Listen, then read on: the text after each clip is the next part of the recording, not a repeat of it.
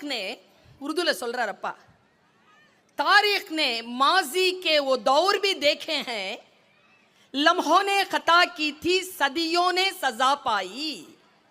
என்ன அர்த்தம் தெரியுமா? தமிழ்ல சொல்றேன் பாருங்க. உருதுல சொல்றதை விட எனக்கு தமிழ்ல சொல்றது பிடிக்கும் இந்த கவிதையை. உருது அழகான மொழி. என்ன அர்த்தம் பாருங்க? காலத்தின் பேரேடு தனக்குள் ஒரு ரகசியத்தை பொத்தி வைத்திருக்கிறது. காலத்தின் பேரேடு ஒரு ரகசியத்தை தனக்குள் பொத்தி வைத்திருக்கிறது.